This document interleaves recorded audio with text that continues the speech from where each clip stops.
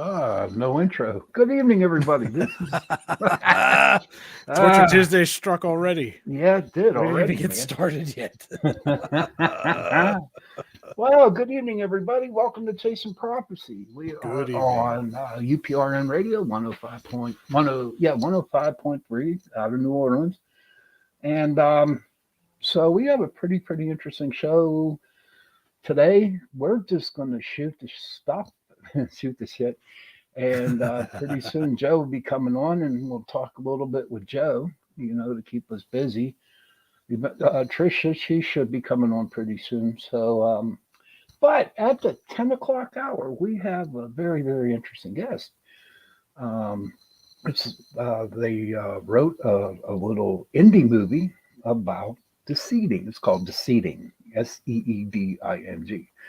And it's about a bunch of people who got abducted and then pregnant by aliens. And I think it's going to be a pretty interesting show. I was watching about an hour of the show, the hour of the movie before, I had to come on.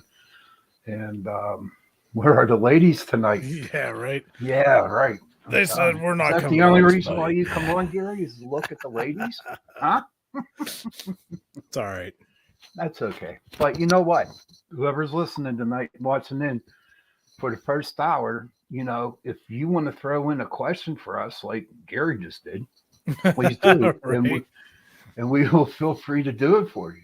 Ask us anything for the first hour. How about that? Anything you want. Anything you want. They're more interesting. Okay.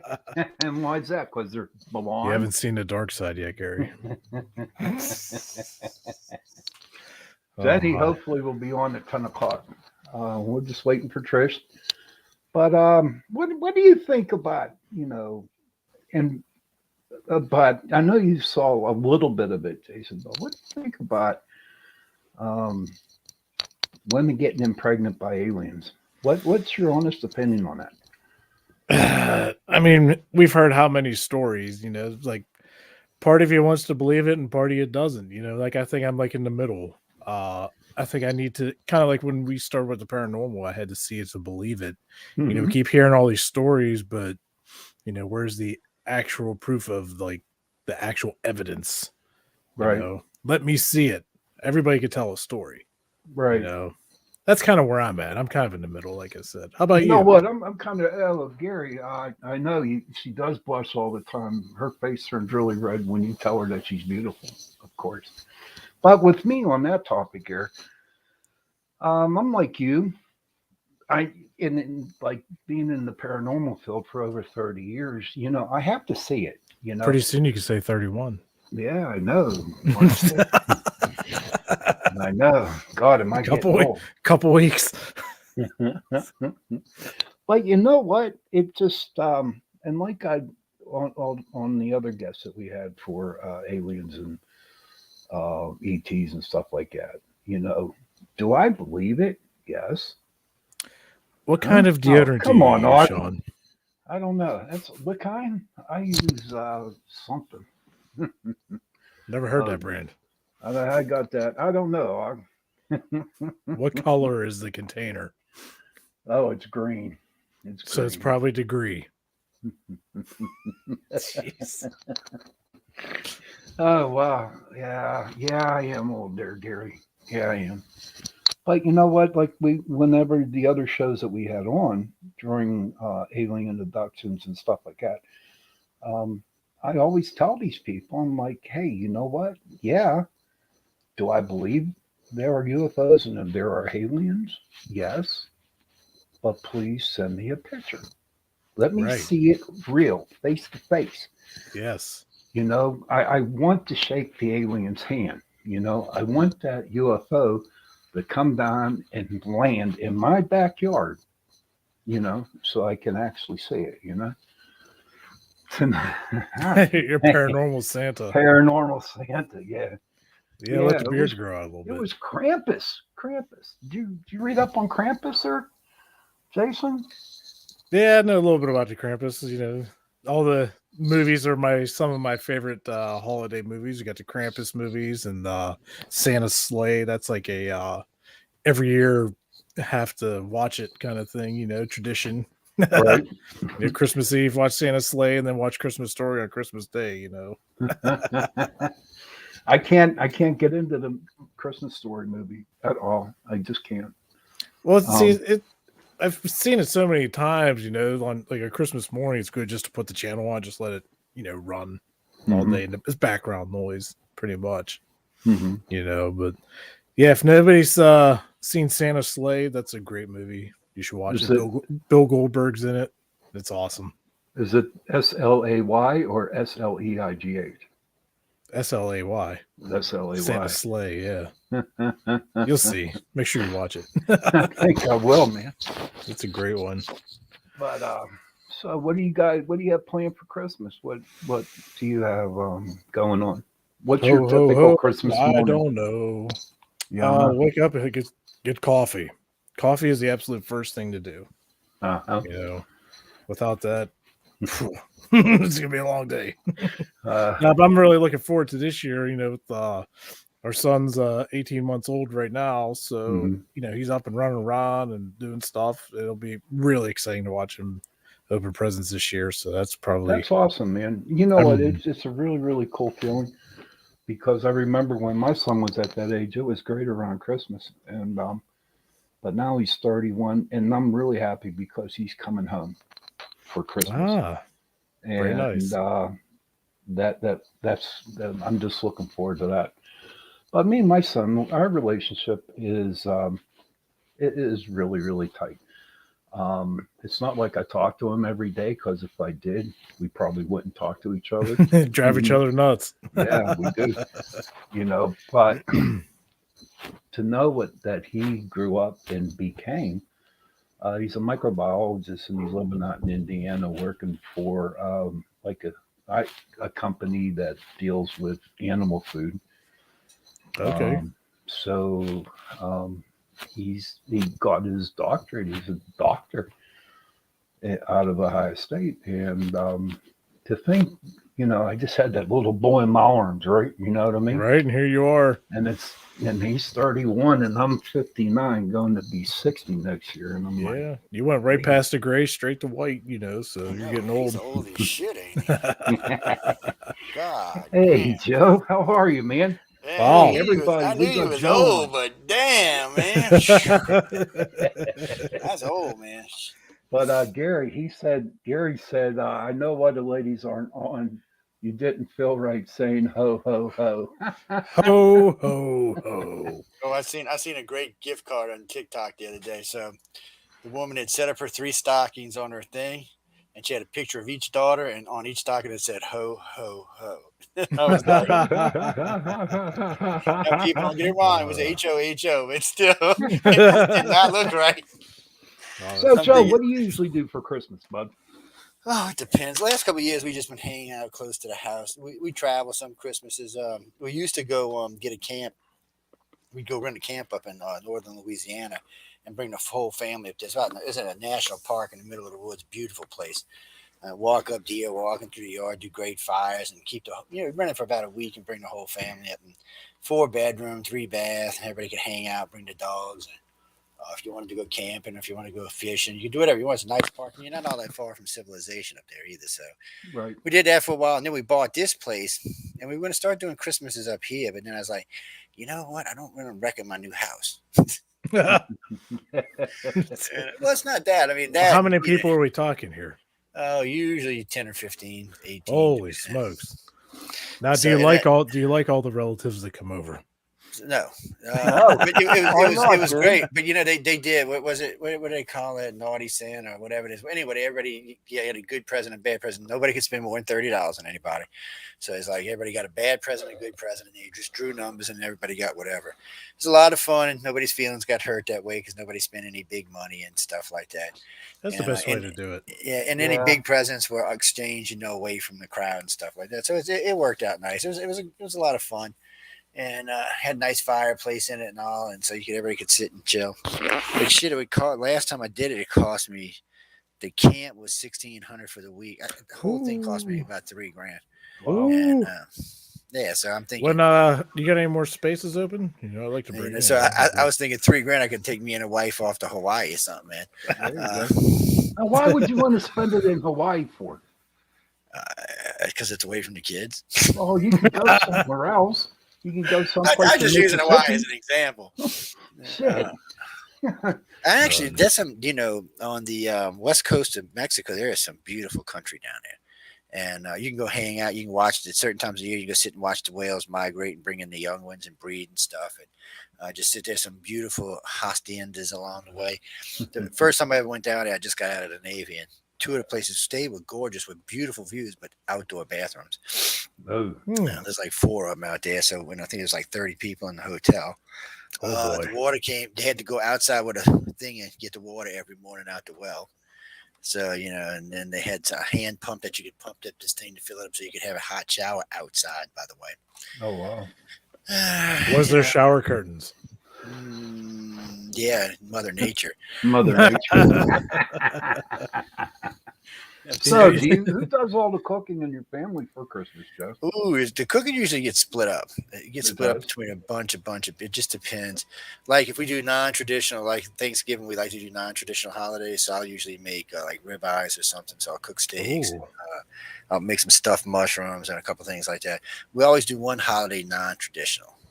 I can only eat so much turkey, people. I'm gonna be honest with you. I like turkey, but I can only eat so much of it. I'm Hi, like, Trish. Hi. Hey, Hello. Trish, how you doing? Did you wake up from a nap? Thanks for coming in. No, I was rearranging stuff and it got later than I thought it would. That's not hard to do. Gary's been waiting on pins and needles for you to show up. Oh yes. Oh, yeah. Gary. Oh, yeah. Gary, man. Man, Blush, you all she's starting to blush already. you all are in a different time zone than me, so Oh, that's no excuse. It's only Later an there. hour.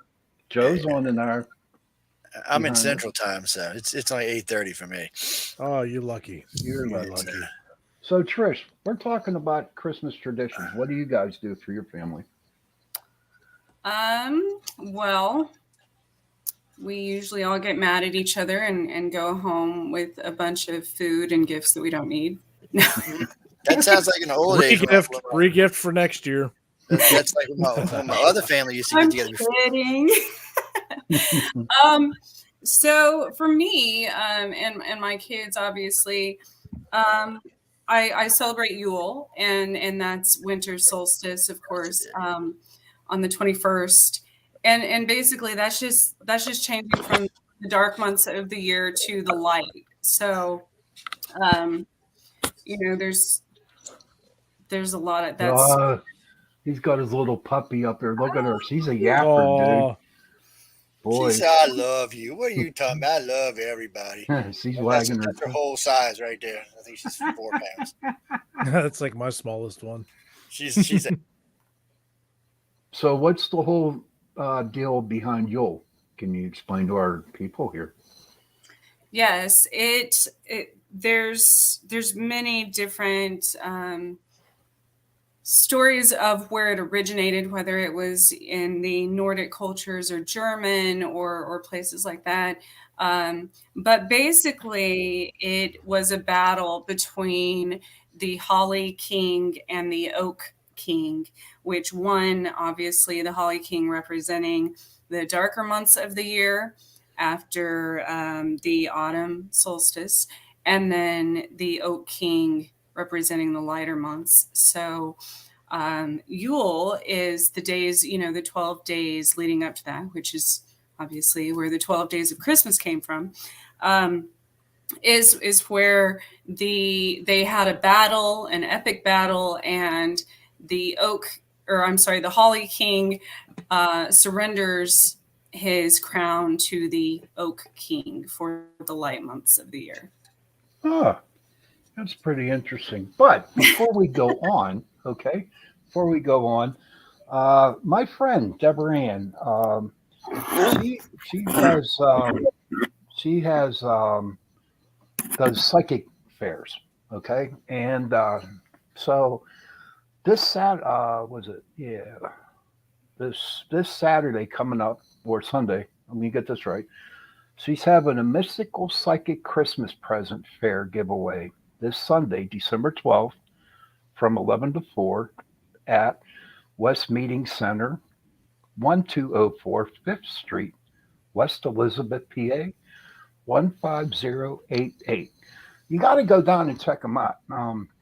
She's going to have readers there. They're going to be giving out presents, and I have met her. I've actually did I did do a class on the paranormal at one of her shows, and all the readers down there are beautiful people. They're really nice, very very kind, very very good readers. And so if you're not doing nothing on Sunday, go on down to West Elizabeth and check it out. Maybe you might get the Christmas guy that you've been looking for, you know what I mean, or the Christmas girl, however you want to put it, you know what I mean. Take some mistletoe with you. Yeah. But go on down, say hello, tell Deborah I said hello, and we'll see what happens. So, are you going? No, I'm working, dude. I'm working. Oh yeah. Yeah. I tell you what, this past starting November 1st up until January 1st is like a real rough 2 months for me. Because I'm a meat cutter, of course. Sean the Butcher Kelly. Yes, sir. Yeah, why don't you send me some good cuts, man? What the hell? Yeah, really. Oh, Give me your address, Joe, and I can I'm feeling send like them to you, kicked to buddy. the curb, man. No, I ain't kicking nobody to the curb. I'd be just like, give me your address, and I'd be happy to mail them to you. I got bad enough. I got to argue with that dry local ice. butcher down here. Well, I think he's done going new age now. He said, "Well, how can I cut that avocado for you?" I said, "What the hell are you talking about, man? Come get some ribeyes." It's just avocado, man. Don't get me wrong. I like avocados too, but man, come on now. It's I remember a good teacher, when I was young, when I first. Speaking of avocados, did anybody ever see the size of them down in Florida? Holy! Oh yeah, it's like baseball, they're massive. Man, I've never seen avocados that big. No, we get down both in Florida. Here. We get California avocados, which are about 3 inches tall, 3 inches around, and we get Florida avocados, which are about the size of a softball. Yeah, right. If not bigger, you can knock somebody out. I mean, they're good, but they're not quite as avocado-y as the ones from Florida, I guess. You know where I get them from? Sometimes we get them from Mexico a lot, and they're good when they come from Mexico. They must be spicing them with some illegal drugs or something. Things are good, man. That's how they're smuggling everything across the border. Speaking of going vegan, man, I'll tell you what. Today, I had a rough day at work. People are dumb during the holidays. They really are. Get out. Ask stupid questions. And I was looking at the beef that I was cutting today, making it into chops and steaks, and grinding meat. I'm going to tell you how crazy I get. Listen, dude, this is true. Well, here we go. There's a couple times I get so stressed out at work that when I'm grinding ground meat through the grinder, I'm actually hear cows mooing in the background, man. It's like, jeez. I thought you were going to say, like, you might be tired of living that job, man. You're going to stuff yourself down in the grinder. There's some people. Sean the Grinder Kelly. So somebody from New York named Chris is, what do you mean vegans? No, dude. There's nothing wrong with vegans. I got several friends that are vegans. I'm not wrong with it. I'm just personally not a vegan. I don't have anything against vegans. And I got some friends that are what I call kind of be vegans and some that are true vegans. What I mean by kind of vegans is they eat fish. So if you eat fish, you're not a true vegan only eats vegetables and fruits. I think people though are like animals and dinosaurs and stuff. You have the meat eaters. Like there are obviously I studied the different diets and stuff as a personal trainer, and there's certain body types that need more, or depending on where in the world you're from, that need more protein, that need more, certain nutrients. We're all different shapes, sizes, whatever.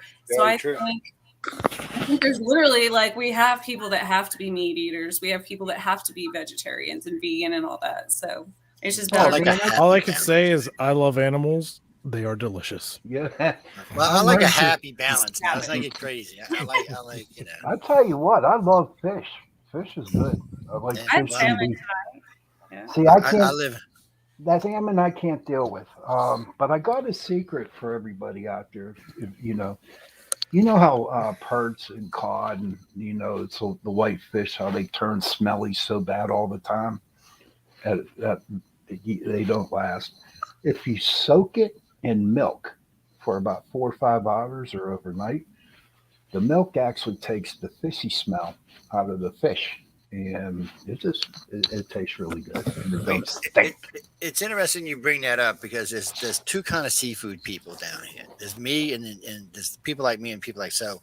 When I go get seafood gumbo, I don't want the seafood flavor to be outrageous. I want it in there, but I don't want it to be outrageous. Very minuscule. But most of my family, if it doesn't like you just put a raw fish in it, they don't want it.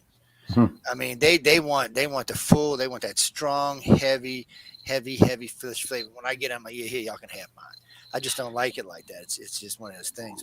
But some people do, some people don't. You know, and I like a lot of gumbo. I mean, gumbo's basically vegan, but just with crab and crawfish and oysters and whatever else they can think about throwing in the damn thing. But what y'all pay for shrimp up there, man? How much y'all pay for shrimp up there? We had shrimp on sale, $27 for cooked shrimp. How much? 27 a pound. A pound, yeah. Jesus, boy, we got to talk, Sean. So I get fresh out of the Gulf shrimp. Road trip. I get 20 count and 30 count for $2 a pound fresh. I mean, just caught. And I get like 12 count for about $3.65 to $4 a pound. These are monster shrimp. I mean, the 12 counters, 8 to 12, they're. We use but them you know for what? stuffing. To me, I don't like the real big shrimps because it's dinner. like eating a lobster, dude. You know what I mean? I like the medium ones, like the 3140s or the 5160s. You know, I like to eat them and I like to use them for bait.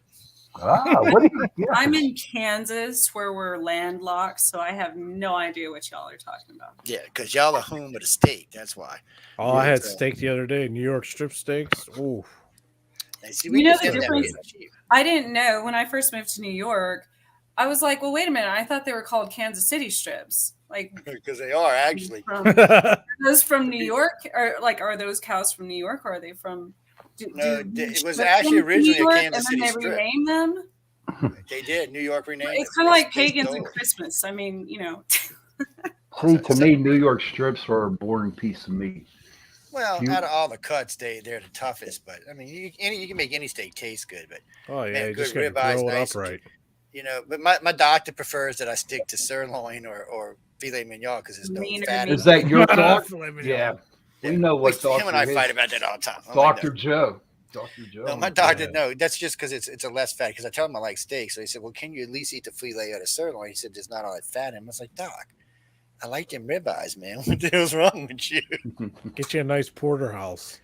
Oh, I love a good porterhouse. That's my favorite all steaks. So you get the best of both worlds. You get the New York on one side and the filet on the other side. You get the filet on the other. Yeah, you can't go wrong with a porterhouse. But I'd rather eat the filet than the porterhouse than the I'd like to have more porterhouse, but my checkbook won't let me. So I gotta do well, here it's actually cheaper. You know, most people have everybody you know around here raises cattle. A lot of them have grass-fed beef, and so most people just buy the whole cow and split it up between the family, and it's cheaper, and you know where it came from. It's grass-fed.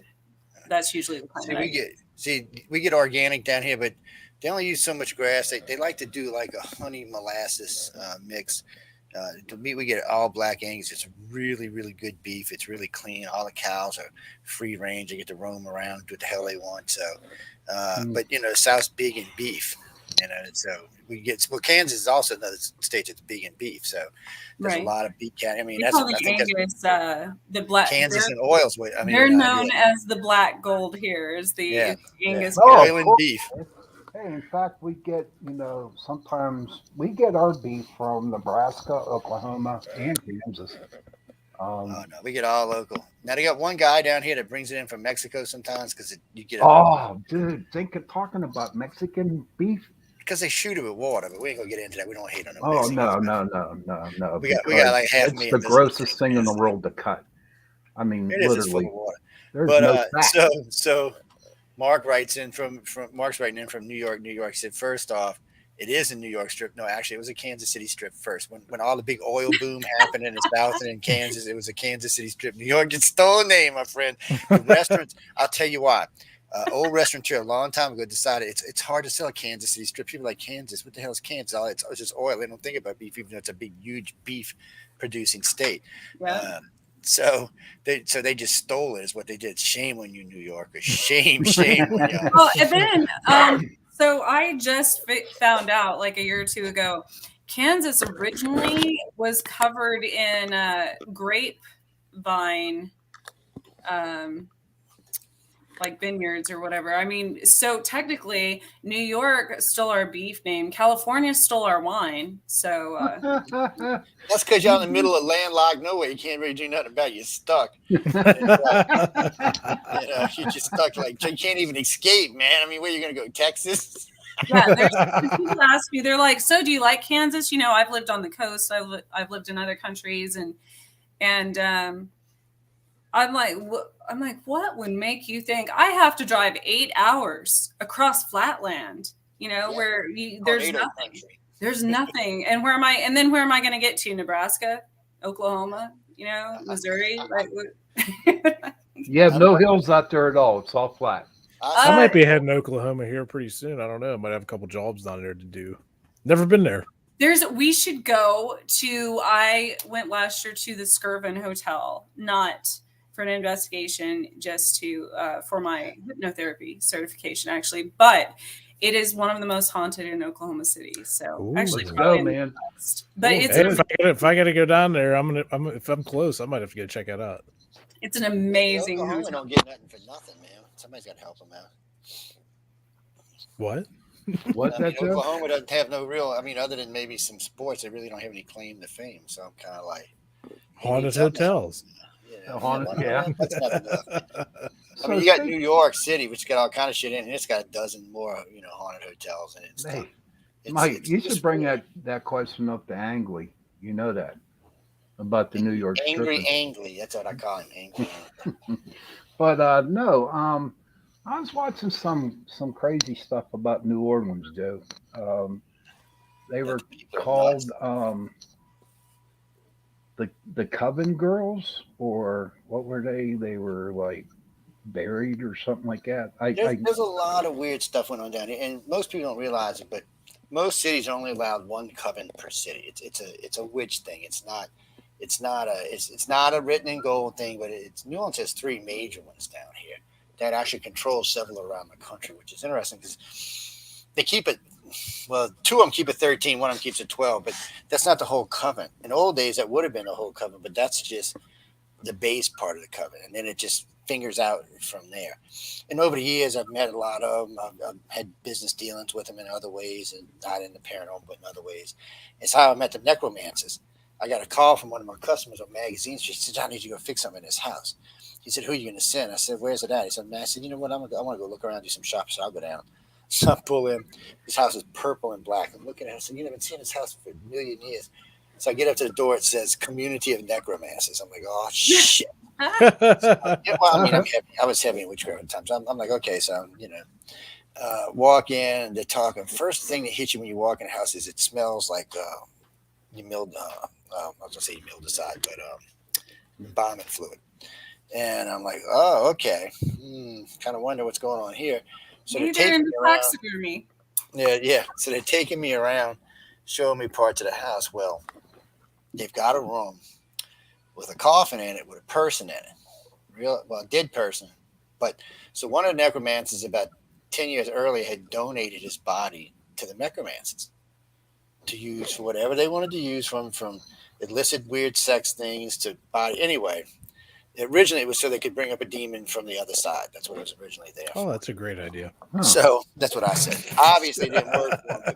So, I said, look, I said, I looked up at him. I said, "You can't show me stuff like that." And they're like, "Why? You scared?" I said, "No." I said, "I work for the owners." I said, "I'm supposed to report stuff like this." I said, just like a couple of weeks earlier, I walked in a guy's house. He had like 10 pounds of marijuana on his coffee table. I said, "Dude, he's want to know you're cool." I said, "Dude, it doesn't matter. Don't put me in that spot. I work for these people, man. I'm supposed to report this shit when I see it." So I'm telling you, there's like 10 girls and they're dressed in goth. I mean, they just gothed out. And like two guys that was so loaded, I don't even think they knew who the hell they were. And so they're walking me around. I said, look, just show me what needs to be fixed. And at this point, I want to get out of this place. And I'm like, so just, and then they said they invite me to this party So the paranormal side was, you got to go check this out, Jay. You dumbass, you got to go check this out. And I said, it was I forgot what they called it now. Anyway, they get together and they all cast a bunch of spells way out in the swamp.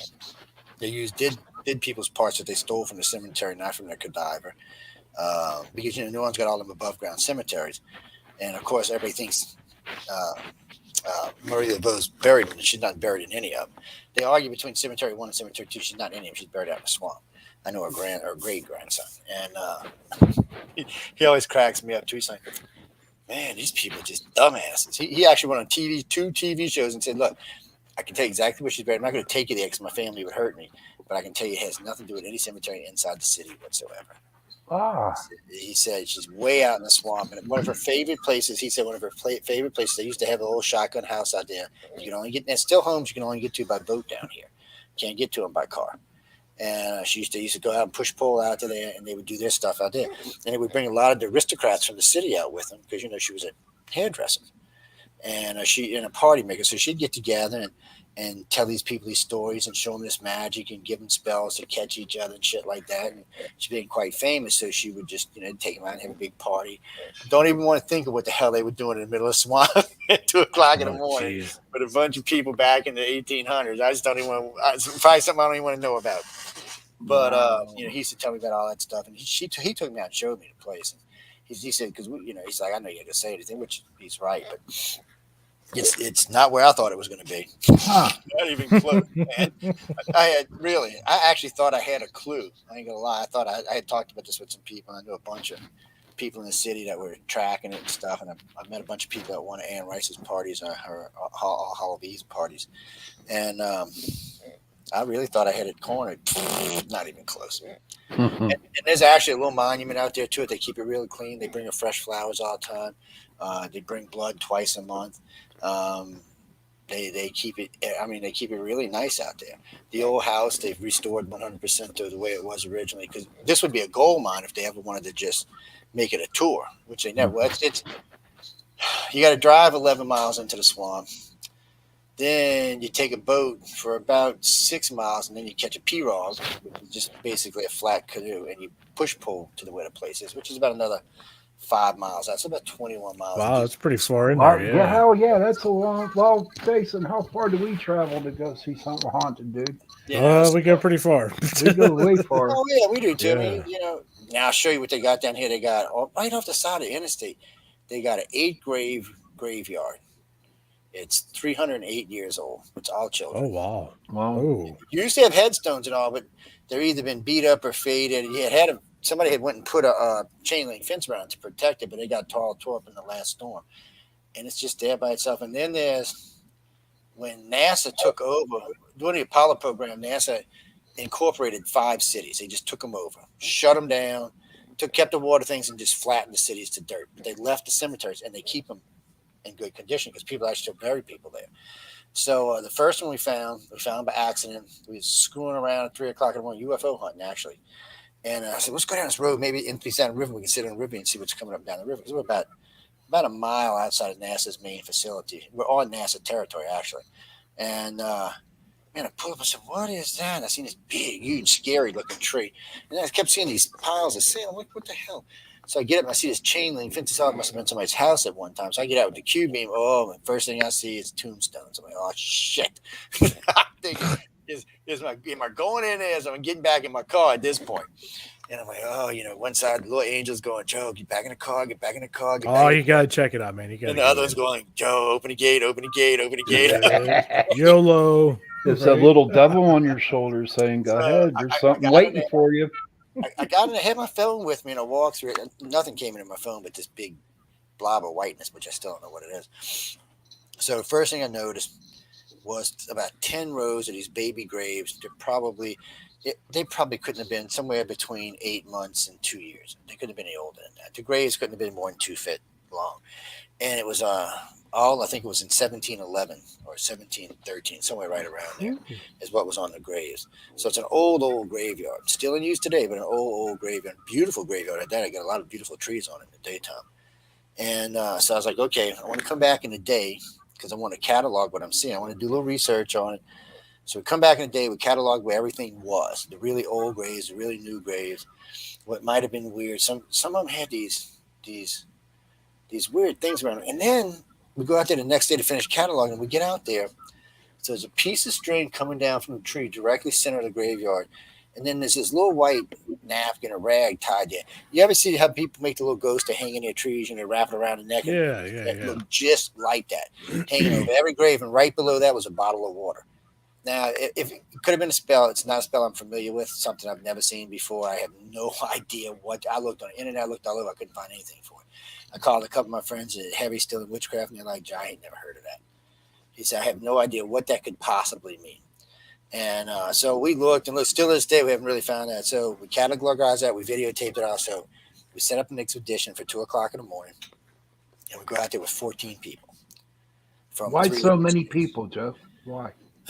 Because it's a big place, and I don't want to spend. And we only had 4 hours of darkness, so I wanted to cover as much as we could. So everybody got their assignments of what part of the graveyard they were going to be in, because there was a lot going on. So we pull up, beautiful, crystal clear night. We pull up to the graveyard. We get out the car. We walk in the graveyard. We're in there 8 minutes. A layer of fog comes over, just over the graveyard, waist deep. Just wow. No, that would be. Ain't nowhere else. That You would can be see my awesome. car. Yeah, that'd on, be really on the sick. video, you can see the fog, and you can see my car off to the left. There's no fog around my car whatsoever. You can see down the road. There's no fog. You can see the woods. I had to held it up. You can see the woods next to us, just inside the graveyard. So I walk over. I wanted to show somebody where the baby graves went. I said, I want y'all just to set up a camera here and watch it. So they set up one on a tripod and pointed it down. And all you could see was, so the fog was lifting from the bottom, rolling up to the top, and then rolling over and rolling back down to the bottom, like there was some kind of convection going on. Just over the baby graves, nowhere else. That's interesting. Yeah, Oh, that's wow. really. I still don't know what it meant. And How about you? Maybe Trisha would know. What do you feel there, Trisha? It was weird. So you said there was a string with the little ghost thing, and It looked like, I don't think it was actually a ghost thing, but it looked a lot like that. Like there was something in the napkin or rag or whatever it was, and it was just tied on the bottom, so it wouldn't come out. But it was held from a piece of string from the top, so the ball was on top and it flared on the bottom. It did look a lot like them ghosties, but I don't think that's what it was. We were nowhere near Halloween or anything, so. I wonder if there's got to be something behind that, though. It's got to be something. And then there was a bottle of water under every one. Maybe some kind of offering, maybe? Go ahead, Trish. Well, that too, it could have been an offering, but there's a lot of different ways, witches make cemetery water as well. I didn't think about that. What do you mean? What's cemetery water, Trish? Well, there's cemetery water, there's cemetery dirt, there's moon water, there's moon dirt, there's. Yeah, it's true. I didn't think about cemetery water. That's crazy, man. So what you're saying is people hang bottles of water, and. Well, no, I assume that was a way to. So when the fog rolls in, and a lot of times, that specifically surrounds lower parts of the cemetery, which could have looked like it was just headed to the baby's graves, or it could have been because maybe they had more spiritual energy, and so if the fog was attracted there, then I assume the bags hanging over it would have been able to catch the condensation almost. That would have been right. And then whatever they put in the bag would have just enhanced that, whether it be oils or herbs or bones or whatever, so. Well, two of the psychics thought it was some kind of protection, which it might have been. We did bring something home with us that night because I had to put one of my friends through a wall. You took it from the cemetery? Are you crazy? No. We didn't take anything from the cemetery. We just picked up an attachment. Oh, boy. I meant the water. So. No, I didn't take anything. I don't take anything from cemeteries. Did you drink it? No. But I did check to see if the lids had been opened, and they hadn't been. The seal hadn't been broke on them. Oh. So you could have had some fresh water. So I'm not. So those bags weren't like. I was tempted to open the bag, but I was like, no, because I don't know what was in it. Yeah. If somebody spilled, I didn't want to disturb it. I wouldn't anybody screwing anything of mine. So, it was weird. It was the whole night was surreal. But When we got home, one of our friends just lost it. He just lost it. Something took him over. He was screaming, throwing shit, freaking out, and he wouldn't stop. And finally, he was doing something to somebody, and I grabbed him one arm and I just pushed him between the folders. His shoulders went between the 2x4s on my wall. I pushed him through the wall and just held him in there. And I was going to hit him because I was pissed. And I still remember his sister put all of her weight on my arm to keep him. She said, "You'd have killed him." I said, "I wouldn't have killed him. I just would have knocked him out." He had lost his mind. I don't know what had happened to him. I mean, and then once he's like, his sister slapped the shit out of him and he just popped out of it. I mean, there's times that we've gone to places, cemeteries and stuff like that, and what I get from baby graves is sadness, total sadness. Like, I get really, really depressed, and it's real hard for me to set up a camera or go over and just snap pictures of baby graves because I don't know. I just get this weird feeling like I'm a freak or something like that. You know what I mean? Now, do you get the depression, weird feelings from the mind factor that it's children graves, or do you like feel that from the grave? You know what I mean? Like the energy from. No, I feel the energy from the grave. I mean, I do the same, but I think it's more. It's not because they're children. It's a feeling. It's like the innocence, because that has a different. Obviously, since they're younger, they have a different feeling energetically than obviously someone older. It's kind of the same with animals to me, with a lot of animals, because they're pretty innocent. A lot of people, like I tell a lot of people, I feel really safe at night in the cemetery. I really do. Cemeteries are witches' sanctuaries. I mean, literally, if there was a zombie apocalypse or something like that, I'd have to go to a cemetery because I know that I'm on hollow ground. And but they'll get you easily out there in the open. But you got to be careful. So in New Orleans, all the above ground cemeteries, or two of them, have not been blessed with holy water. Oh. So there's no protection in them at all. Oh, really? Yeah, not at all. And nobody knew that until somebody was exploring one of the registries, one of the New Orleans. New Orleans was burnt to the ground like 3 times, and it's flooded in all the graves. And that's why we have above ground graves, because in the old days, way back 300 years ago, it'd flood. And coffins would just pop up and take off down the streets, pop open, and dead people would fall out of them and shit. So that's why we have ground graves, man. And it still happens from time to time. But it happened here during the floods a few years ago. It's freaky when you see it too, man. All of a sudden you see a coffin. And for a long time, you could walk through the cities that it did, and you'd see like hands hanging out the grave, where grave robbers were trying to get into them and stuff, take bones or jewelry, because a lot of people buried with the jewelry and stuff. It's a strange feeling, but all of the graveyards had been consecrated but the 2, and that's how they found that, because there was I think it was a cardinal was down here trying to figure something out about the city. So they know there was 2 because it's mentioned in both the cathedral and the city's records, but they don't know what 2. Interesting. So I'd like to find out, just so I can stay the hell away from them. Yeah, right. I tell you what, when we were at the Grove Cemetery, we've investigated that a couple times, and there's a section for children up there, and like Sean said, it's just sad, just the sadness, because it's children. But there was a tombstone. It was really tall. It was like 8 or 9 foot tall. Another investigator of ours came up to me. He's like, "Hey, you need to come and check this out." She's like, I went near this one tombstone and it just started getting real like sick feeling and stuff. And I'm like, all right, well, let's go check it out. Take some equipment over. And this is, God's honest truth. Like, the closer I got to this one particular grave, the energy that it was emitting was just so intense that I instantly got nauseous. I was like, holy smokes, I think I'm going to end up, I'm going to vomit on this, and you couldn't make out the name on it or anything. So it was really, really old. And, as we walked away from it, everything went back to normal when you started feeling right. And I was like, maybe that was a fluke. that's possible. So I did it again later in the evening, went back up to it, and there's just something about the energy of that one. Sean, you remember Julia talking about that? Yeah. That was crazy. The energy coming off that one grave, so it's really Yeah, I know. She was like, I mean, she she got was it like real a bad. zombie, man. She just kept being attracted to it, and it wouldn't leave her alone.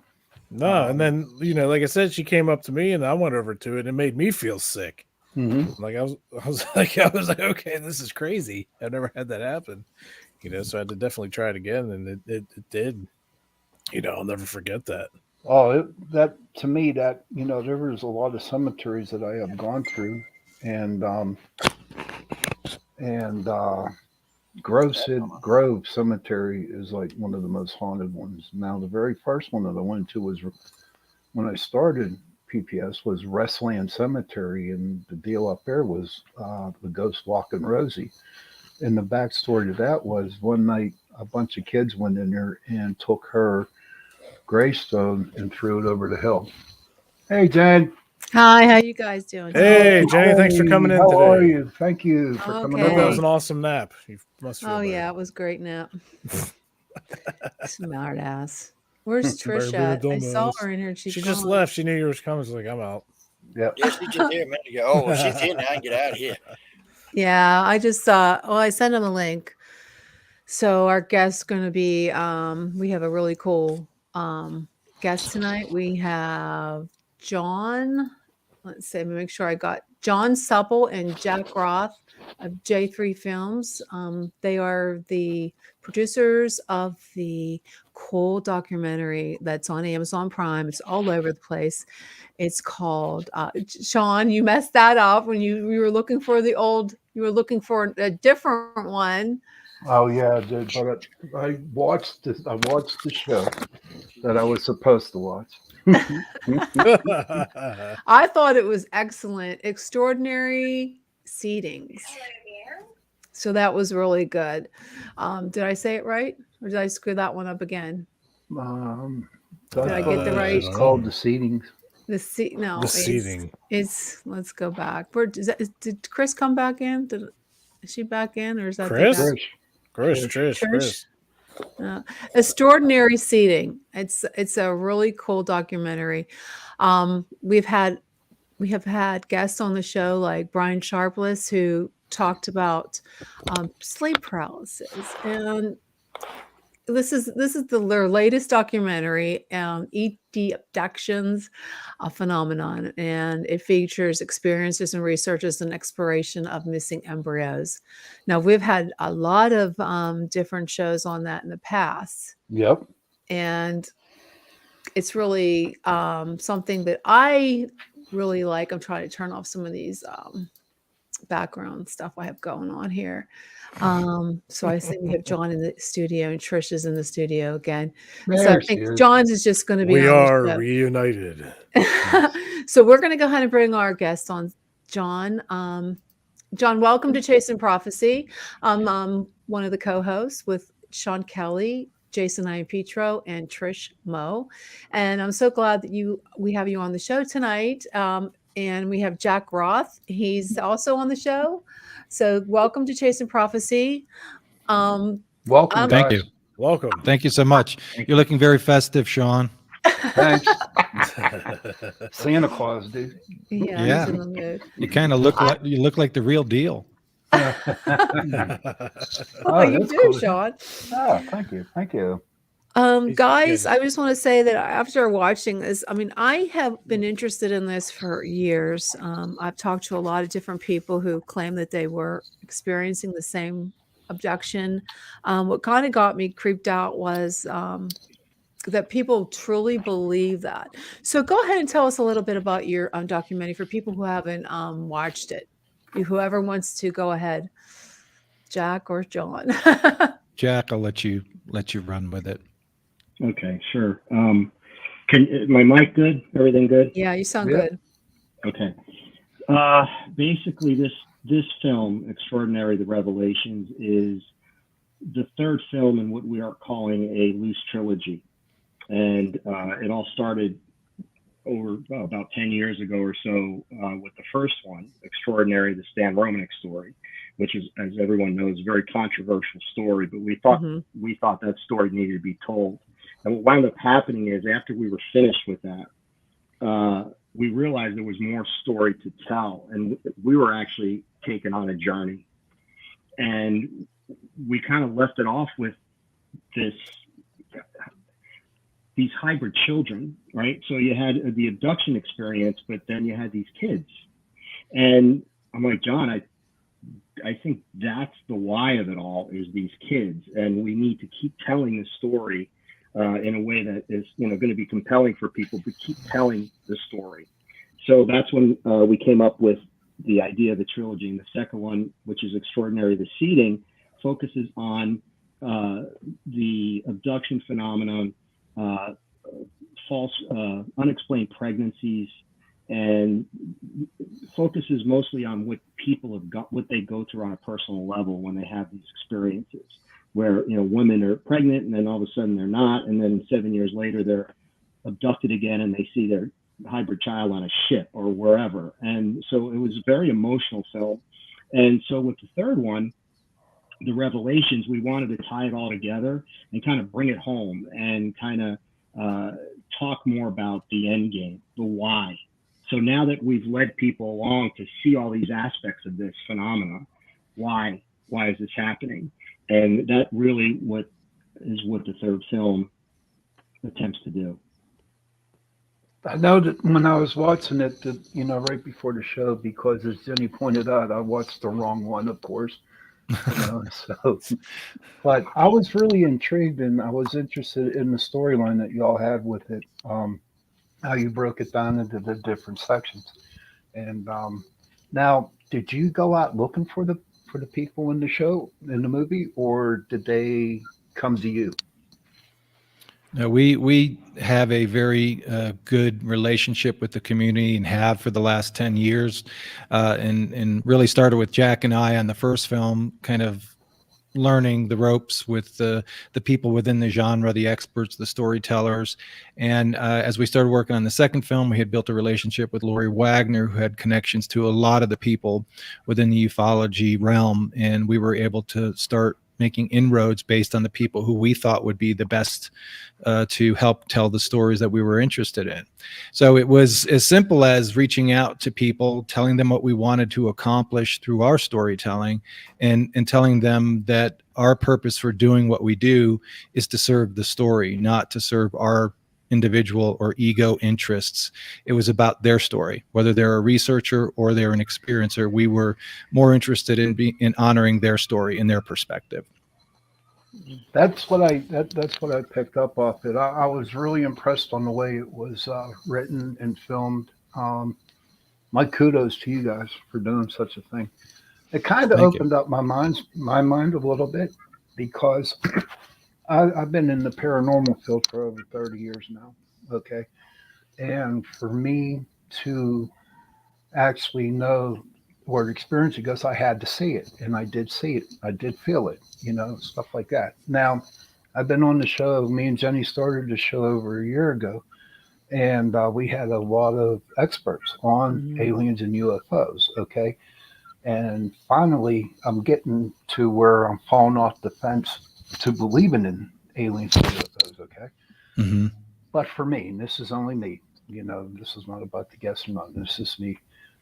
For me to really, really, truly believe that there's an alien or a UFO, I need to see it personally. Do you understand what I mean? Absolutely.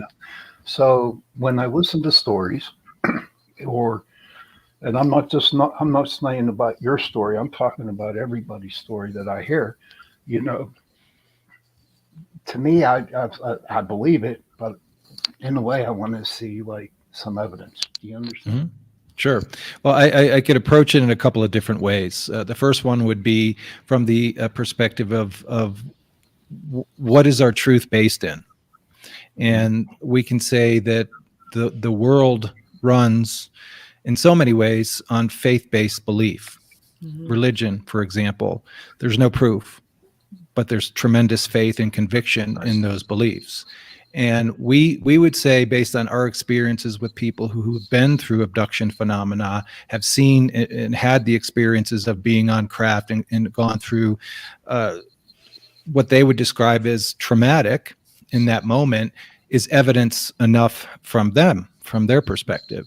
And to honor their not necessarily, I wouldn't say their stories, but their experiences, we should collectively take that into consideration as a possibility that is proof.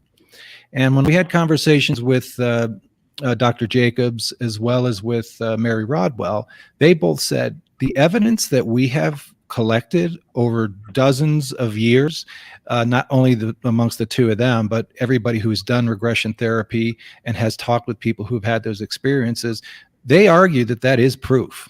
And the reason why they argue that it's proof is depending on where these people are from, whether it's the geography, their lot in life as far as what their career might be, what their cultural norms are, they're sharing a lot of similar experiences. And from the perspective of that belief structure, those stories, those experiences are evidence. And that they would argue passionately that that's evidence that should be considered whenever we have the storytelling and the opportunity to listen to somebody who's been through something that we can't quite experience. I haven't had an experience. I haven't been abducted. I haven't had that. But I can have compassion, and I am more than willing to listen to somebody who has been through it and say, I will honor your belief. I will honor what you have experienced by being there for you and listening. And I think that's one of the things that has been missing for decades, at least, since the 40s with Roswell and Betty and Barney Hill with their abduction stories. Everything changed from that point of view. Mm-hmm. And we ridiculed those people for forever. And, right. And what we're trying to express is that just because you haven't experienced something or you haven't seen something, that you shouldn't honor the people or listen to the people or encourage people who've had those experiences to come out and tell those stories, because when they do, the collective consciousness is raised and there's more people who are willing to listen, and then there's more people who are willing to share their personal experiences. Thank you for that. Trish, do you have something to say? Yeah, Trish. I was so excited to hear you all were coming on, because it was, I believe everything in this universe happens for a reason. And it was a few months ago. See, I'm the newest member of the show. I've been here for 2 months now, maybe. Yeah, about that. Yeah. So, and that was random as well. But it was around that time. It was a few months ago. It might have been in the summer. I saw your the seating, and probably around August actually. And I showed one of my really good friends, because things like this have happened where my TV will just come on, in the middle of the day, night. Spirits wanting to show me. I don't watch TV on a regular basis, but if something does come on my TV that I am led to watch, there's always a reason for it.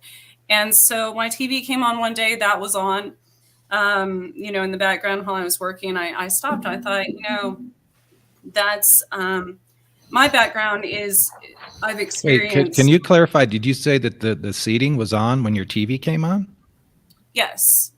So something was wanting me to watch that.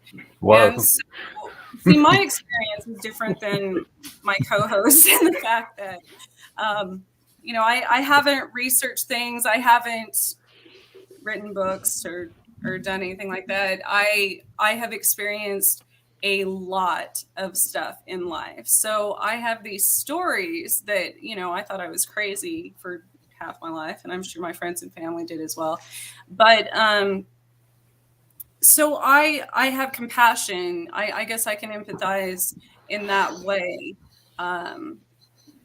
with other people in a sense.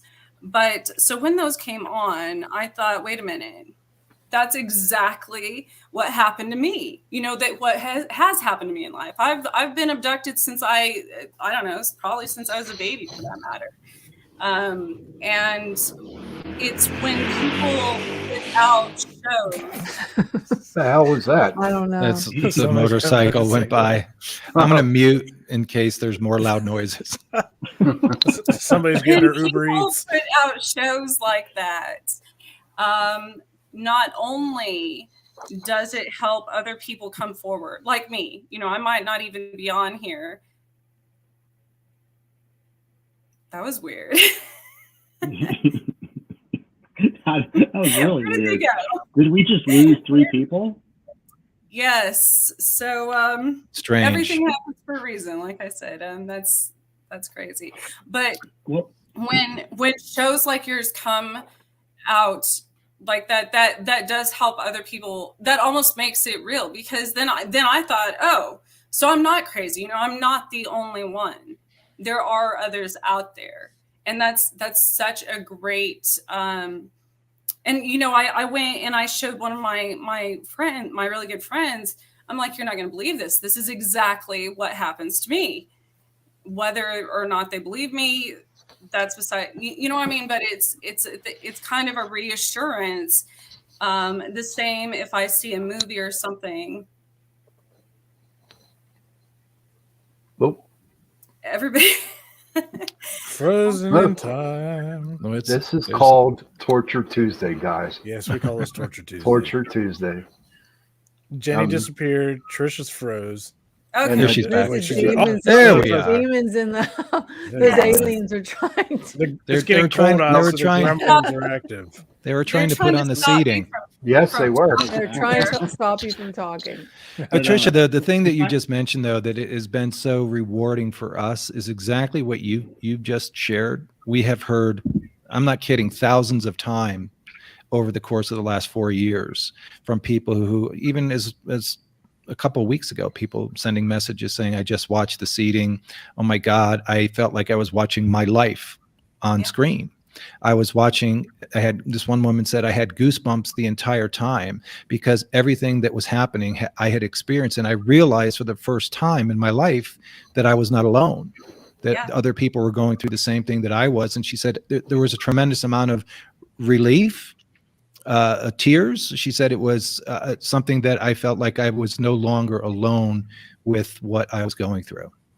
And it's not only that, you know, even especially with you all being on the show, even at that time, a few months ago, you know, I was, well, this was before I was even on this show. You know, I never in my wildest dreams would have thought that I had the courage to do this, even much less, you know, reach out to other people or start my own website and things that I technically began 6 months ago, but I was still kind of living in that fear. So it's taken me a while. But you should be commended for doing this because you're helping other people connect to community and also understand that they're not alone. It's a fantastic thing that you're doing. I commend you for that. Thank you. Good job, Trish. So even back then I was thinking, I want to contact these people. I want to, maybe I can email them. Maybe I can get more information. Maybe I can learn when their next movie's coming out. Maybe I can, whatever, you know, maybe I can give them my story. And then I got afraid to do that. So, you know, it's one of those things like, so when Jenny said you all were coming, I'm like, no way. Like, you know, there's always, so when people say, do you have to, I don't know who asked you if you find these people or if they find you. I think in this world, if you build it, they will come. You know, you find the right people technically find you. Right. If they're interested in your show, if it's something that will help them, they will. Right. And we've had a lot of synchronicity since this started. And we tend to get a lot of that. And, you know, I think and that's how it works too. You know, you talk about people who, in order for them to, if they have an experience, whether it doesn't have to be as traumatic as an abduction.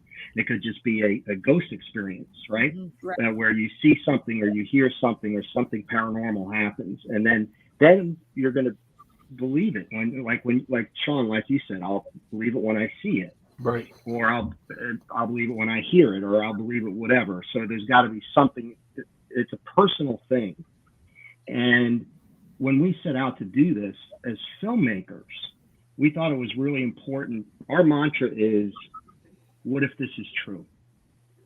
So what we do in every one of these films is we present evidence. We talk to these people.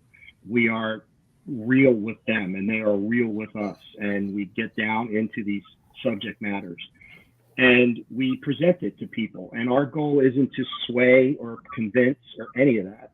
It's simply to inform, educate, and help. That was something that we realized that after we did the seeding, that we're helping people, and we're so glad for that.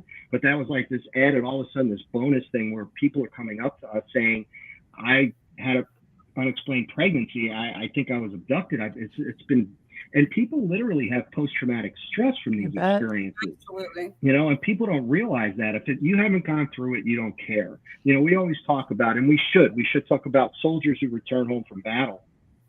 They have PTSD. We should care about that. We should help them in any way we can. So why shouldn't we also help people who may have had a real traumatic paranormal experience, you know, and that leaves a scar, literally has scarred them. So we kind of recognize this post-traumatic stress, not only in the people that have, we call them experiencers, but also the whistleblowers, the military guys that we spoke to in the film. A lot of emotion and a lot of, you know, they have to deal with a lot. It is not an easy thing to know something that very few people know, and you can't talk about it for 50 years until you're 80 years old, and now you're like, let him kill me, I don't care anymore. Absolutely. Basically, Absolutely. is what they all say. They all say it. But so today, before the show, you know, which I usually get all these downloads or whatever around moons, and the new moon was recent, but I was thinking about that, you know, because we live in, so even with the pandemic, we live in fear of everything. You know, and it is no different, like you said, of soldiers coming home from war. It's the same as even unspoken things like domestic violence or rape or things like that, you know.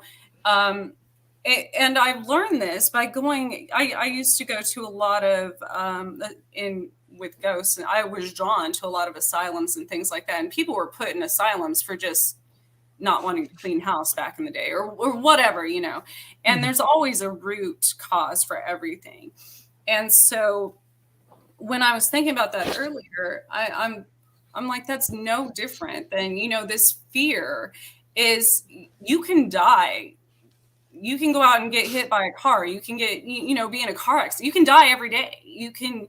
But you can also live every day, you know? And so there's universes within universes in our own world, for that matter. You know, there's microorganisms that can kill you faster than something falling from the sky. You know, and I think with all of my,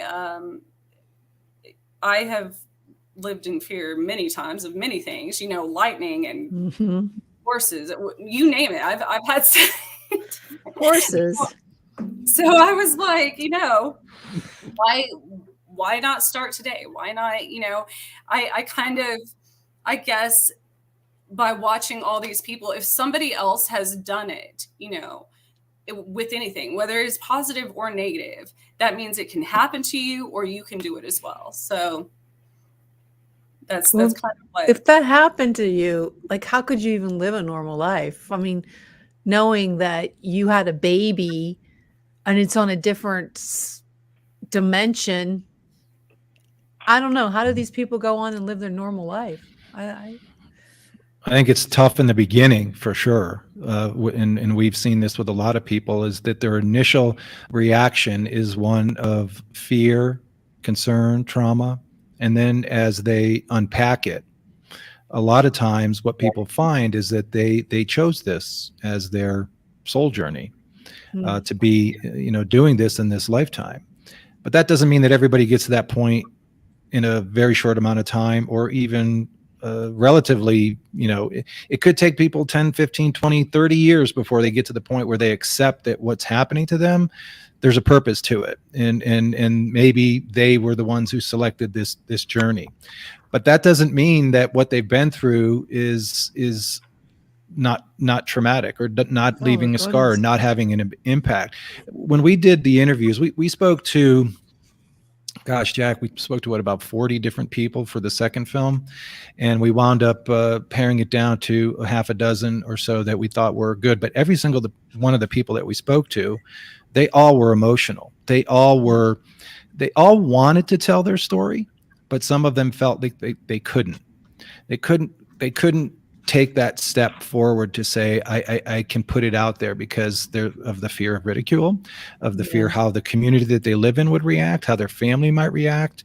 One woman we spoke with said, if I were to go public with this, my husband would leave me and take my kids.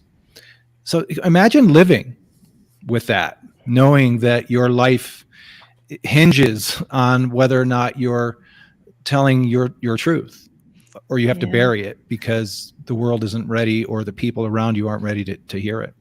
It's horrible. Well, the one woman that really stuck out in my mind was the Geraldine, the dark-haired woman. I'm not pronounce how she pronounces her last name. She looked Italian. Orozco. Yeah, okay.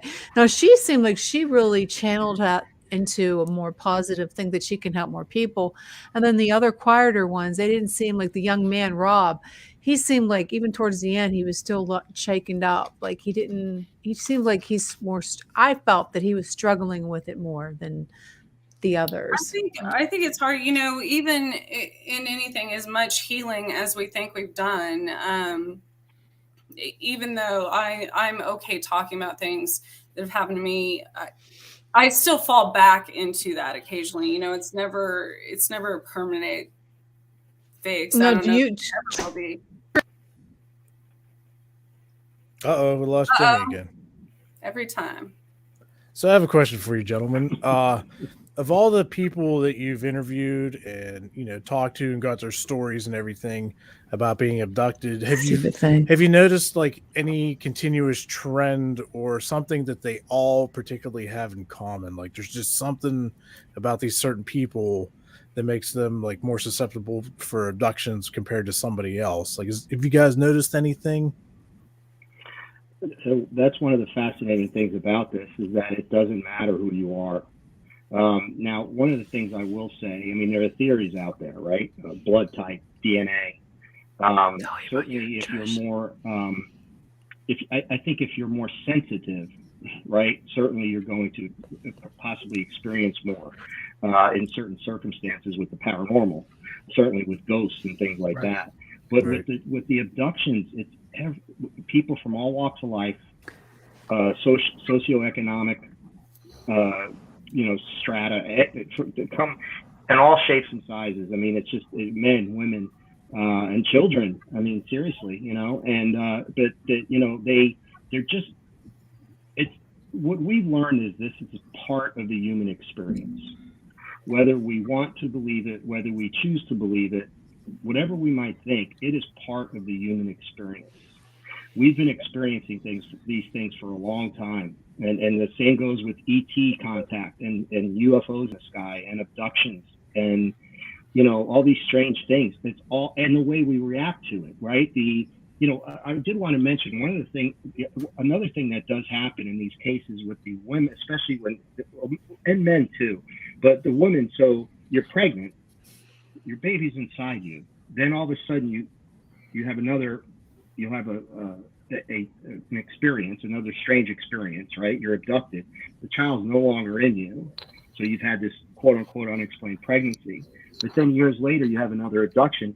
Imagine so you're showing your child, right? On board a craft, wherever, and the maternal instinct kicks in. So you automatically love this child. And from what we've gotten, now some of the children, depending on their hybrid makeup, some are more emotional than others, right? So if they're more grayish and more robotic, they're just like, they'll look at you and they're curious as to who you are, but they know there's a connection there. Some are very emotional. There could be hugs, there could be, whatever. And then imagine that happening, then having to say goodbye again. that's your child. That's Mhm. part of your DNA, and there's a maternal instinct there that that's probably the strongest instinct we have as human beings. So it's just, yeah, but it's everyone. I mean that all over the world, and I think that again, it's just a bigger part of what we call human experience.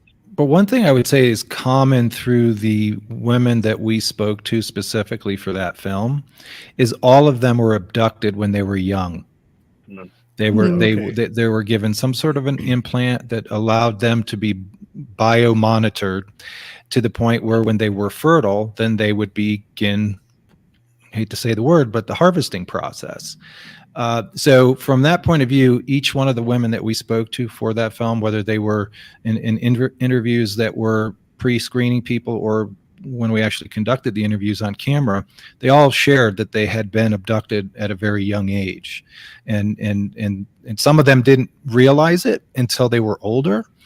Geraldine was one of those examples that when she started to do some regression, she started having recall to being around 6 years old when she had her first abduction experience.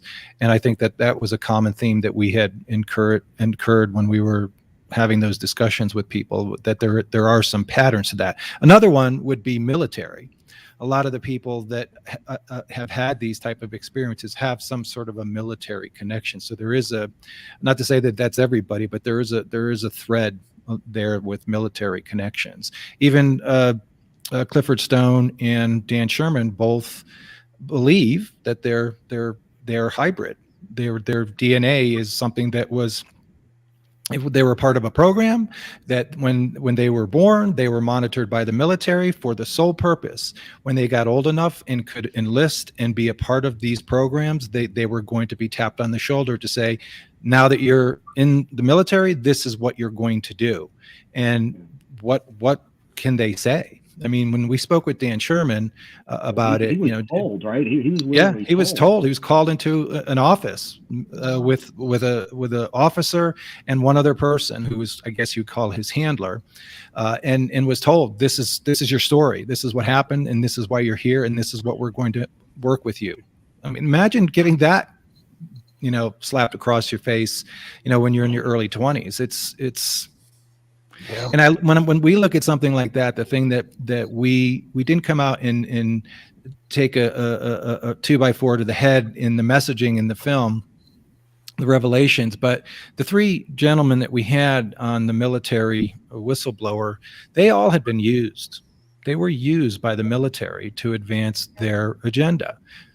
Communication was the primary desire, was that we need you to play a role for our benefit. And even though they don't come out and say that they were used, Clifford probably would admit that he was used, but the other two wouldn't. But when you stand back and listen to them tell their story and you read their books, it's so obvious that they were manipulated, they were monitored, they were kind of, prepared for a job that they needed to do when they were when the military needed them. I think and they're all one of the hardest things with that, like you were saying, is changing and it's very hard to do. It's very hard to continue to do as well, is changing the perspective of it and knowing that, I actually realized this by watching a bunch of children's movies, and there's always a key, and there's always, I don't know if you all have seen Sucker Punched, where, she goes to a different place when she's dancing. And so it's our bodies are just shells. That's how I came to accept being used. And, because for the longest time, whoever was communicating with me or whatever, there's some of them that aren't very nice, and some of them that have that I might consider not very nice, because the only way they can relay a message might be something that would come off offensive. Like, I used to hear puppy mill, and I'm like, puppy mill? What does that have to do with me?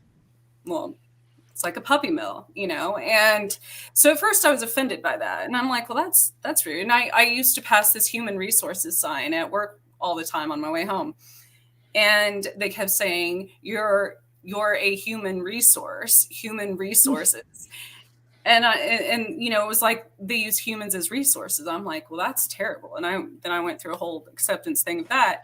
And so I think changing perspective changes people's lives, changes their acceptance of it, because then you think it's like, I went to watch The Lion King with my kids, and I was like, that makes a lot of sense, because, to a frog in science class, humans are the abductees, Right. where they're performing experiments on them and pulling their legs off, and so everything in this, and then when I was thinking of NASA, and the telescopes and Hubble and stuff, it's no different. It's no different. It's all exploration. Yeah, it's just, you can extrapolate. I mean, we are encouraging people to kind of change their mindset from the earthbound bubble that we're in, and thinking that, we're the be all end all. We're the be all end all as far as race is concerned. We're the be all end all as far as planets are concerned, solar systems, whatever. We have the tendency to have this confirmation bias that we're alone, we're the best, nothing could be as great as this. But gosh, just go back 100 years, 500 years, 1,000 years, 2,000 years. Wasn't so great. It's better now. It's getting better, and it's because of evolution and testing and going into those situations where we are exploring the nether regions of the planet and learning more about who we are, what's living here, what purpose they serve, what role they can play in providing us with resources, on this planet. That's no different. Just extrapolate out and think about it from a cosmic perspective. We are just a petri dish in the grand scheme of things. We're a speck, a tiny, tiny speck. John, do you think that they brought any of the hybrids back to Earth and reunited them with their mother without the mother knowing it? Is there any reports of that? I thought about that. I thought about it a lot, and nothing against children nowadays, but they're like a whole new different breed now. Nothing like the way we were raised up. Technology. They're more technology. They're smarter. So do I think so? Yeah, I believe they can. I was directing that to John, but that's okay. Oh, you said Sean. I said John. Sean, sounds the same. It's very similar. Or Jack. Do you Sorry, think that John. they could have done that, or do you think that? Jack, you could probably talk about Rachel's eyes a little bit here too with that story, because that one's probably one of the ones that's most prevalent in the public eye. You can't hear me. What was that? We can hear you now. We can hear you. I keep losing. I don't. Every time I try to ask you these questions, I keep losing. So, what do you think about that? Jack, share the Rachel's eyes.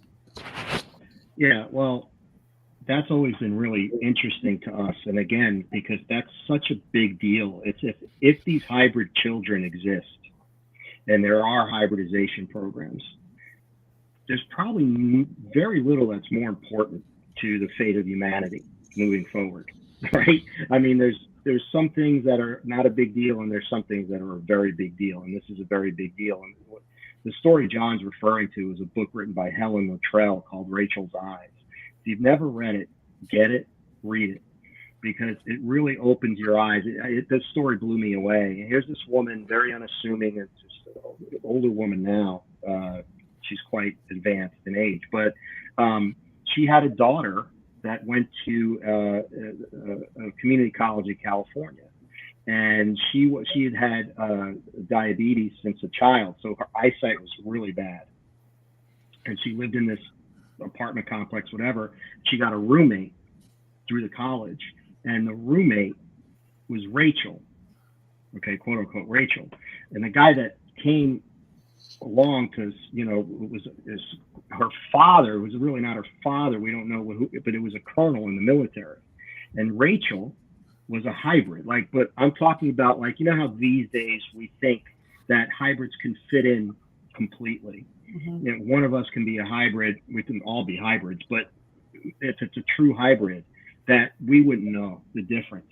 That's how better the technology has gotten for these ETs as they've been working on this.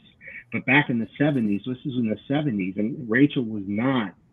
She was human looking, but she had to wear a big scarf around her head and big sunglasses, and she wore like this jumpsuit, and she was really frail and petite, and she had, she was very strange looking. Her skin was just gray, and so she was like, it would have been like the first hybrid test, like, well, maybe we need to put a little more human. And the experiment was in the military to see if she can go out there and go into society and flourish and see if anyone noticed. And in the end, it didn't work. And it's a sad story. I don't want to get into too much detail on it, but the idea that, a lot of people think, well, they are already here. They have been planted back into society, and they all have roles to play when it comes to whatever is going to happen in the future. But Sean, again, you mentioned the idea that, these days we really try to define everything. So we have like autism, Asperger's, all these kids now have autism, where we didn't even know what that was. And a lot of people think that, or at least theorize that this is the next level in our evolution, that these kids are actually thinking the right way, and we're just thinking the old way. They're thinking the new way. But it's really weird to think that. But there is a lot of Mary Rodwell talks about it. She wrote a book about it. It's called The New Human. And it's literally the new human. These are the new humans. This is what we're going to be now. And so, it's hard to, and again, then are we all hybrids, and have been for a very long time, for 40,000 years, since they started manipulating our DNA all that time ago when we were Cro-Magnon men. So, we don't know, and that's the way we approach the films, is we don't have the answers, and we're not going to provide you with any answers, but we're going to provide you with a lot of really compelling information that you're going to hopefully ask questions, go out and do your own research, and buy some really good books, by some really good researchers, and then draw your own conclusions. Yeah. You said about the blood type. What is the blood type that you suspect is more alien in nature? Well, we can hear you. It's the Rh negative. And it is, there's no conclusive evidence around this, but there have been, I guess, some tests. I can't speak to it because I don't know that much about it. Jack maybe knows a little bit more, or, but I think a lot of it is hypotheses right now. And there have been some people who've done some studies, but nothing has been conclusively brought forward with it. There are people who have, however, since we've been getting these DNA tests that come back with a certain percentage of unknown components in their DNA. And we know of some people who've had the tests where, 1 to 2% of unknown, unqualified DNA is you can expect an aberration from time to time, but we have talked with people who've had 26%. And a child of theirs had 13%. So that makes you kind of wonder, what's going on there? So as soon as we say something like that, people are like, well, did you do the test? Did you test them? Did you find out all of that? Most of the time when you have a conversation with somebody about, okay, we're going to treat you like a lab rat, and we're going to poke you, and we're going to take, blood from you and test your DNA to prove your story. Most of them are going to say absolutely not. I know who I am. I don't need to prove to anybody. And we've heard that numerous times, especially from people who say that they have a hybrid bloodline. And it's like, I don't need to prove anything to anybody. And I know there's a lot of people out there who need the empirical evidence in order to kind of move forward with this. And we completely understand that. We know that this is a movie that some people are going to be like, yeah, this is any of the movies that we make. We know that it's not for everybody. In fact, we would probably say that most people who are convicted in their beliefs that are the opposite of what the subject matter that we're talking about, this isn't for them, and don't bother watching it. It's just not going to resonate with you. But what we would encourage, though, in our films is that most of, as Jack said earlier, we want to ask the question, what if this is all true? We pose our films and direct our films more to the middle of the bell curve as opposed to people who already believe, because what do we need to do with people who already believe? If you already believe, you don't need to be convinced further. You're already there.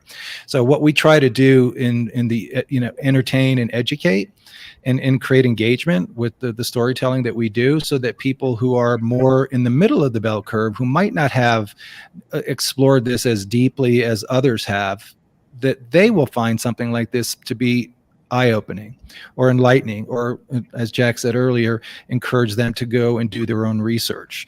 That's really what we're hoping to do. So if you're a believer and you have watched our films and you're like, yeah, there really wasn't anything in there for me because I had seen it all before, I've heard of all this before, I'm plugged in, I get it, this movie wasn't targeted towards you. But what you can do, if you're one of those people, is you can go to the people that Tricia, like you did with your friend, and say, you need to see this. I think you should watch this. This might help open your eyes or create some awareness that you might not have had before. And there are aha moments. We have witnessed it when people have watched the film. We had people who were triggered when they watched the seating to the point of being emotional in the theater because it triggered something that happened to them, unbeknownst to them going in. It almost triggers the people close to you as well, that you've exhausted yourself trying to get them to believe you. I told preachers and church groups and my parents from the time I was little, everybody under the sun, and nobody believed me. And then they see something like that, and somebody will say something that obviously especially if it was something that was just released, there's no way I don't know that person from halfway across the world. We didn't collaborate in any way. And they said exactly what I told them. And that's when I think, it almost triggers the whole healing process all over again, because now not only are you not the only one that's happened to, and there are others out there. So there's that feeling of relief, but then there's also the guilt from others that didn't believe you to begin with, and processing all of that all over again as well. So it's a weird, but again, it's human evolution. It's unlearning and relearning and maybe learning the way it was to begin with, which I've always said that we're all aliens, because it's so profound to me that UFOs have been documented literally since the beginning of time, in writing, in stories, in firsthand accounts, since ancient times, hieroglyphics in the Bible, in almost every religion out there, and people still don't believe them. Yet they believe in those religions. Or, it's like I always say, I believe in hurricanes. I've never experienced one. I have never personally seen a hurricane. I still believe in it. But getting back to like the sleep paralysis with Brian Sharpless, who was convinced that there are no alien abductions, it's all something that happens in your brain, because they all have the same experience of being unable to move, wanting to talk, can't talk, and they see these gray-like creatures, shadowy creatures. They all see it, but when you talk to him, he's a psychologist, and he says that no, he seemed adamant about it. I don't know about you guys. He seemed like he was adamant that he didn't believe that they were alien abducted. And he's a mainstream scientist. I mean, these PhDs, a lot of times they'll lose their tenure. I mean, there's a lot at stake for them, which it shouldn't be that way. But we talk about the classes that people teach now, right? And the things we're quote unquote learning and how we're learning it, and what we know and what we don't know. When you get someone like that, there's sleep paralysis exists, but that doesn't explain away the whole thing, right? No. It doesn't, so you're having, so yes, you can't move, you're paralyzed, you kind of know you're awake, but you can't move, you're frozen, it's scary. But how does it explain the the unexplained pregnancies? How does it explain the marks on your body? How does it how does it explain seeing seeing these different types of, it's not the same types of creatures. There's alien grays, there's Pleiadians, Nordics, there's reptilians, grasshopper, whatever, praying mantis. So, it's a lot. I find that insulting. And here's the thing, like, we make these films to try to open people's minds. Mm-hmm. And I feel like the mainstream academia is so closed off to all of this. Mm-hmm. And, Tricia, I know you had mentioned that I give you a lot of credit for going to your church group and your past. Those would be the last people I go to, because they're never going to support. I mean, they're so indoctrinated. Yeah, I mean, that's like, it was something before I didn't believe that was happening to me at the time. I believed at the time in ghosts. I believed in spirits. I believed in almost everything else under the sun. But I did not. I even believed in aliens and UFOs. Especially I was born outside of Roswell, that's been in my life forever. So it's not something I didn't believe in. I didn't believe that was what was happening. What's happening too. And that's that. We've heard the same thing too. We've heard some people who thought that it was spirit, demon. And then once they especially if they've been connected to the church in some way, shape or form, they were told that what was happening to them was explainable because this is what we know it to be based on religious doctrine, and that this is what's happening to you. And sometimes children and families are ostracized from a community because of their possession, and it's a horrible thing that people have to go through. It's just what really gets, I think, Jack and I both agitated to the point of we'll lose our cool a little bit, is when somebody tries to explain away another person's experience. If you can sit in a room with somebody and say what you experienced is a lie, what you experienced is sleep paralysis, what you experienced was demons, what you experienced was a dream, it's like you cannot do that. You cannot sit there and project your beliefs on somebody else's personal experience. It's their experience. It's not yours to explain away. So if we could be a little bit more compassionate and listen to the Trishas of the world's stories in a way that enlightens us, with that filter saying, I'm not going to judge you. I'm going to listen to you. I'm going to hug you when you're done telling me, because I know it's been so traumatic for you. And I'm going to be there for you whenever I might not have experience. I don't know what you're talking about, but I can be there for you. I can care for you. And if you ever need, someone to talk to, come to me.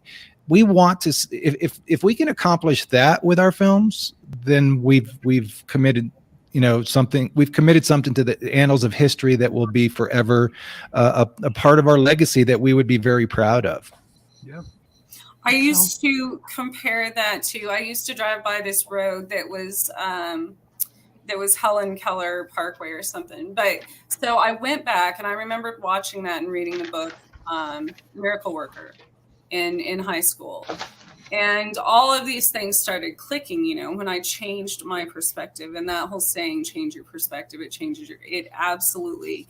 Because I once those things, especially being more compassionate towards others and putting it into just as frustrated as I get when somebody wasn't believing me, they're just as frustrated that I'm not believing that they're being compassionate. It was a whole balance thing. And so, but yes, the miracle worker, I was thinking how hard it must have been for somebody when she said, this is water, it has a name, and to get somebody to learn something, unlearn something that they cannot see, hear, smell, experience in any other way. You have to bring so many resources together to do that. And I think that's, I thought of, my daughter got a splinter one time, which is what made me change my perspective on this. And she was very dramatic.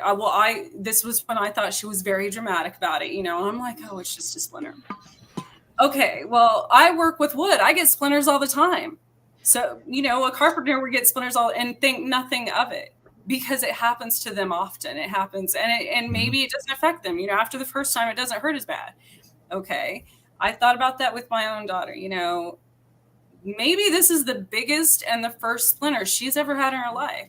So it's going to be terrifying. It's going to be traumatizing. Right. It's a good analogy. She's never experienced. So I cannot, and then you put yourself back to the first time, like maybe I got a splinter. I'm like, okay, yeah, that did hurt really bad. And I thought it was terrible that I had a piece of wood in my skin. And I think that's with anything in life. We become more tolerant. We become kind of numb to the empathy if it's something that happens more often to one person compared to the other or whatever. I think Stephen Covey's seek first to understand before being understood is something that society would benefit greatly from if we just chose to listen more, talk less, and just, let somebody tell you their story. Don't judge them. Don't try to explain it. Just listen. Just listen to it, and then be there for them. And it's something that I think, we've talked about this quite a bit. Jack and I have had numerous conversations over the last 25 years about why we're here, where do we go when we die, what's the true essence of our experience here.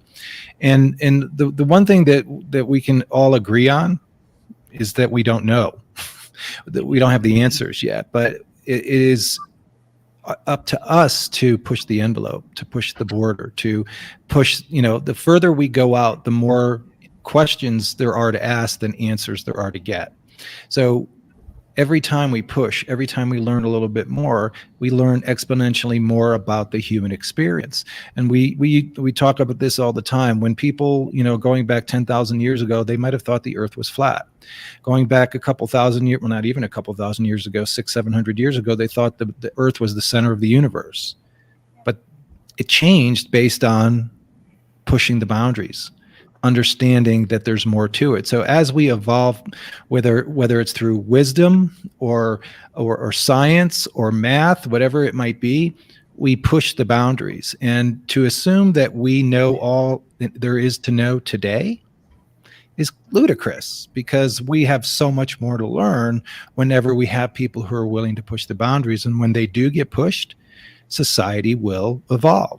And we'll accept some of the things that we don't understand today as being part of the human experience.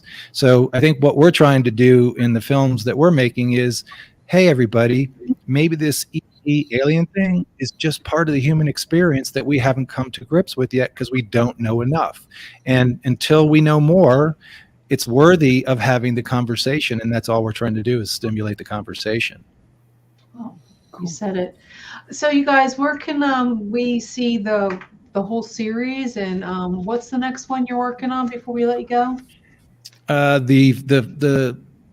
The best place to go is to our website, j3films.com. There will be links there to where you can see each individual film. The new film that came out just a little over a week ago, Extraordinary: The Revelations, is available on major platforms right now as a digital download or an on-demand. It will eventually, on-demand rental, it will eventually work its way to some of the streaming platforms. But we just encourage people to watch any of them. And we guarantee you that we'll encourage you to ask questions. As far as what's next, we have several things in the works, some paranormal, some ufology, and some outside of that world. But we're excited to do whatever comes down our path. And we're fortunate enough that we have a lot of people that we've been in contact with where we have, Jack, we've talked to some pretty amazing people who've had incredible stories that are worthy of telling. Well, we'll have to all listen to them. But thanks again for coming on to the show. Thank you, guys. Yes, thank It's you. a great documentary, and I advise everybody to try to watch it and have an open mind. Thank you so much. We really Good night, appreciate guys. it. Merry Christmas to you. Well, that was really good. I'm so glad we had them on the show. I'm glad they got a hold of us. I mean, I emailed them a couple times until their PR person actually emailed me back. But this show was brought to you by Carnation. Make sure you get some. So we're going to let you guys all go. Oh my. Are you going to use carnation in your baking goods for Christmas? Yes, I am. Awesome. Breakfast essentials. But we'll see you all next week. We don't have anybody scheduled yet, but you guys are more than welcome to. If you know anybody that wants to be on the show, if you have an interest in the paranormal, UFOlogy, anything, conspiracies, give us a holler. And you can instant message us on Facebook or email us at chasingprophecyradio@gmail.com. Okay, guys. And All Sean, right. what's your show about this week before we let you go? Me and Trish are going to talk about whatever we're going to talk about. Okay. Maybe continue this conversation. There we you had on go. this show. Find out Mhm. about that alien visitations. So if you were abducted, you can tell Sean. I'll make sure I'll put it on. I got a tour to the Sally House next week in Hutchinson. Cool. So I'm going to talk about that. We can That's talk good. about You can that talk too. about that. Well, thank you all for joining Chasing Prophecy. You have a great night.